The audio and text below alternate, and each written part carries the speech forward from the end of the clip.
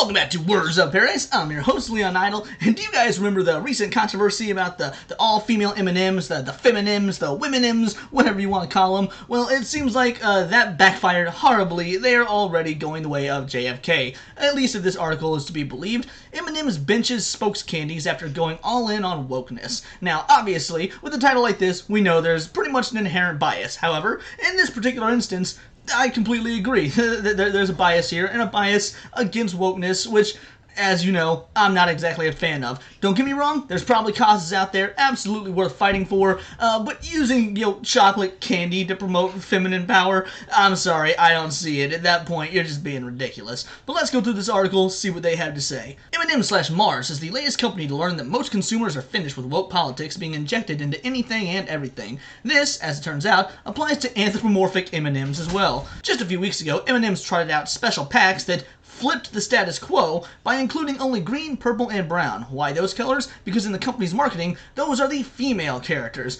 And at the end of the day, I am curious. I always assumed that M&ms, considering we can see their whole body and not their genitalia, they always had like cloacas or something. Like, you look at a bird, you look at a crab, and you don't see anything flopping between the legs or a lack of things between the legs. So yeah, I just thought that M&ms had cloacas, but maybe I'm the one who's the weirdo for thinking too much about the bodily organs of, these CGI characters. We're celebrating women across the country who are flipping the status quo. Help us shine the spotlight by nominating a woman in your life who is breaking barriers and paving a new path. Head to mms.com/flipthestatusquo to learn more. And while we're on this, the woman in my life that I would like to nominate for flipping the status quo and breaking barriers is Mindy Kaling. She broke the barrier for the worst TV show of all time. The worst, really, any, visual media of all time, which had previously been dominated by men. I mean, Seth Rogen with that awful Santa Inc. film, Dragon Ball Evolution by, I believe, James Wong. Either way, for too long, men just held up this barrier for how bad movies and TV can truly be, but Mindy Kaling came in and she just broke that barrier, so I nominate her. And anyone that disagrees, you're a sexist, transphobic bigot.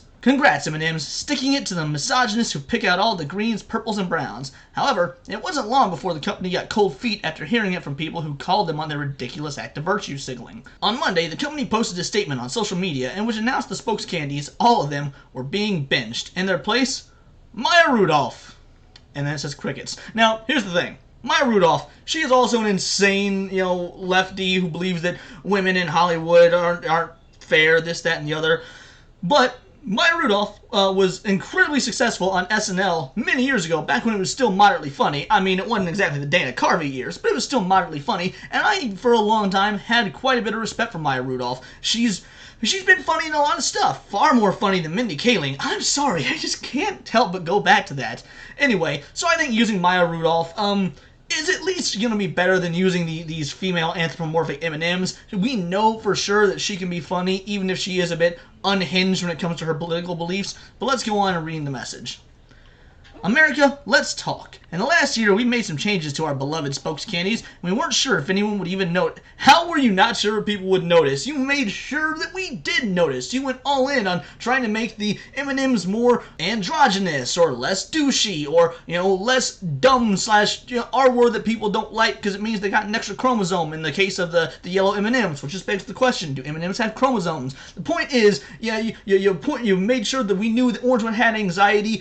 You didn't just change this stuff quietly, you beat us over the head with it. And yeah, we noticed. Don't say you weren't sure if anyone would notice. You made sure we did. And frankly, it got old real fast, didn't care. I can't even look at my blue M&M Christmas ornament candy anymore, dressed up as Han Solo, and think, man, that's the Han Solo M&M. Now I think, that's the M&M with anxiety. Okay, I don't go that far. I don't care. To me, it's just the blue Han Solo M&M. I really just wanted to brag about my M&M and a Han Solo cosplay Christmas ornament, because, that just mixes so many things together. But humble brag out the way. I know, y'all want to aspire to be like me. Get yourself a Han Solo M&M Christmas ornament. Well, good luck finding them. I've had this bad boy since 2005. I don't even know if it's in print anymore. Get on my level. Point is, let's get back to this article.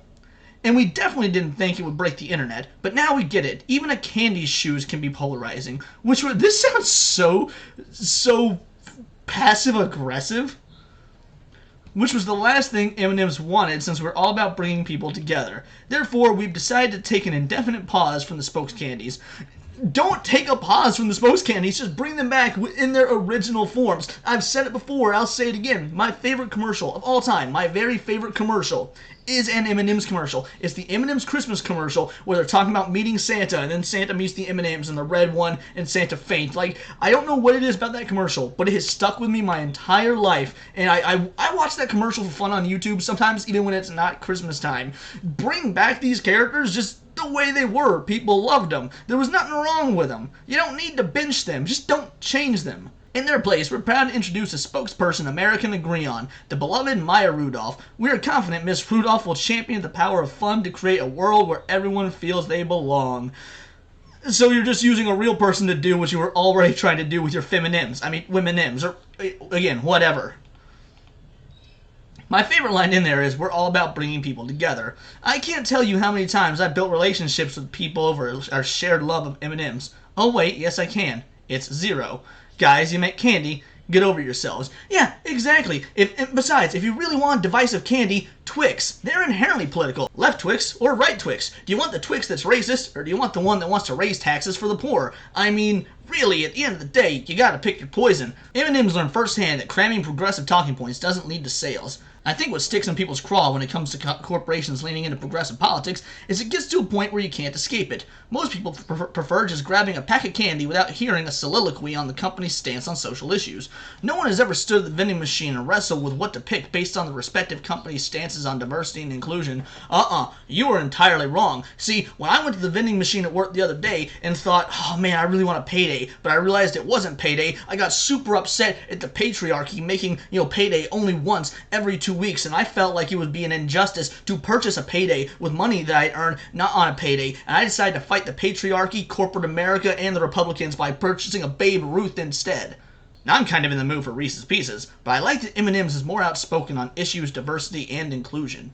It doesn't happen, and yet companies like M&M/Mars go deeper and deeper into the depth of progressive politics, only for it to come back and bite them in the end. In M&M's case, the real sharp jump moment came several years ago, when the company seemed to allude to the brown and green M&M being lesbians.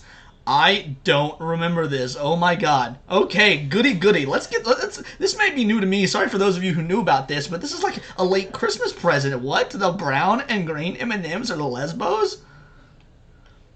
It's rare Mrs. Brown and I get to spend time together without some colorful characters barging in. Miss Green. Huh. Well, how about that? You know what? I'm sure there was probably some Tumblr, fanfic about this already.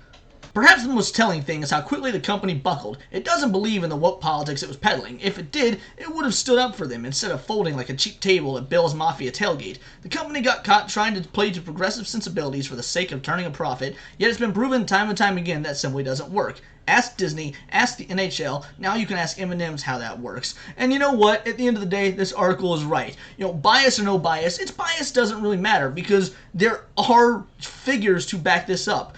Get woke, go broke is a statement for a reason. Disney has been losing money because it got woke and went broke. Their profits dropped 44% last year, in the last quarter, I believe. Same thing happened with Wizards of the Coast. While Wizards of the Coast is a mix of woke politics and bad management, once again, it was a 40% drop in their final quarter stocks. That is a massive drop, and it's been steadily, now Wizards of the Coast has been fluctuating. That's neither here nor there. Point is, they're going down. So is the NHL, like they said. Once you start peddling politics, whether it be left politics or right-leaning politics, you're going to see your business go off because you're alienating the other half. Now, I say when you do it with right-leaning politics, I don't actually know that that's true because I've never seen a company promote right-leaning politics. And in fact, right now, the way things are so divisive, they may actually see an uptick in sales because people are so tired of the progressive stuff on the left. People might start buying stuff from the right. You know what? Just to get something different, just to stick it to the other side.